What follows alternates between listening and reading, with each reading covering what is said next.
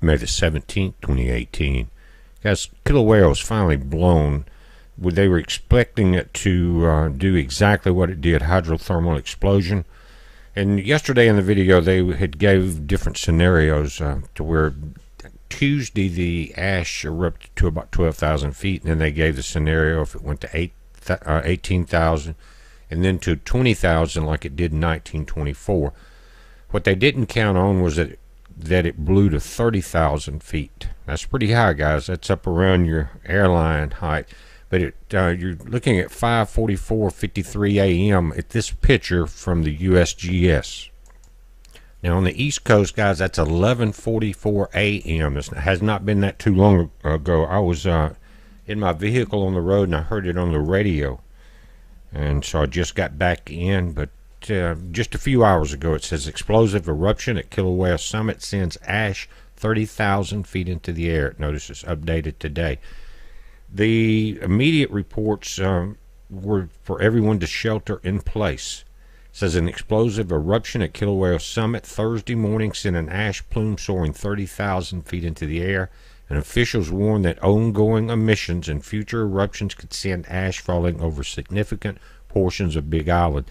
And guys, that's what you were seeing in that first video, was ash falling. In some places they were getting acid rain from the rainfall in the just below the volcano. But Michelle Coombs of the Hawaiian Volcano Observatory said the explosion at about 4:15 a.m. on the crater was powerful but short-lived, which meant levels of ash dropping on surrounding communities were not as significant as officials had feared. But it's going to go further because of the height. And guys, at 10,000 feet, you got a certain wind direction. At 20,000, at 30,000, it changes. You're just going to be kind of twisting into the upper atmosphere. But it said the volcanic activity at the summit had been ticking up as lava levels continued to drop. And at 6:30 this morning, I noticed a 4.4, I think it was, very near the crater, and there was a swarm around it. I didn't think it would be long. Now, they're talking about rocks had been coming out in the eruption Tuesday, and yesterday there were 2-foot wide boulders.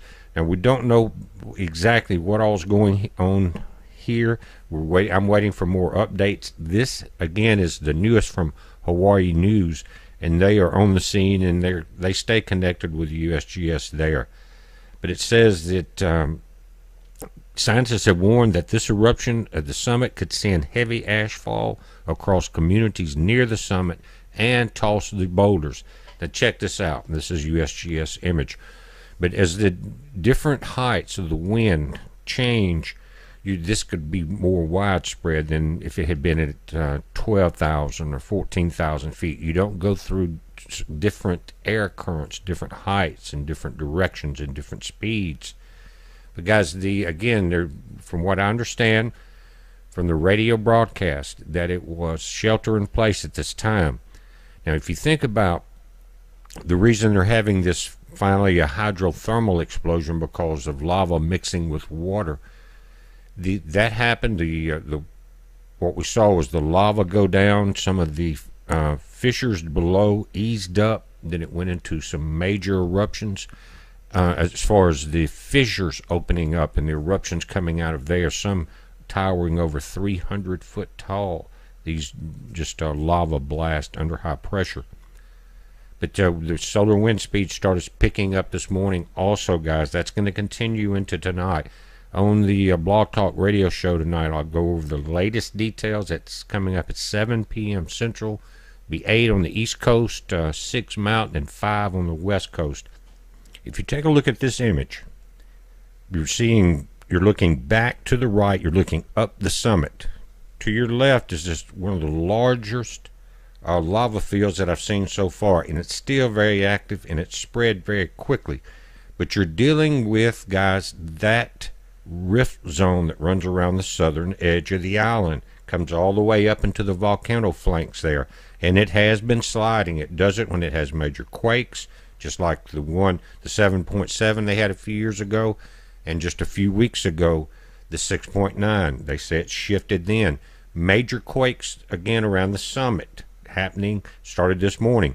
So what is going to happen with this ashfall and other boulders that were lodged loose during that compression, and once that pressure is off, they're going to collide or collapse back into the crater, and we're going to have another buildup. But look at the line going from the bottom left up to the top right of this image, guys. That is along that rift zone. That's not good, because you know that lava's creeping through a crack. Could be an ancient lava tube that's reopened, or you see them sometimes when they find these underground caves. But you got a rift there, and we have lava moving through it. We're having large quakes. I said yesterday's video, remember, if you can get out of there, get out of there. And it's not going to be nice if it becomes so urgent now that you only have a couple of highways going in and out. Again, we're watching it. I'll have the updates. We're going to be talking with Christian calling in. He's been doing some meter updates. I checked out some stuff today also. We're going to update that, this, and a few other situations, including the unsealing of some of these indictments. It's a heads up, guys. Be safe.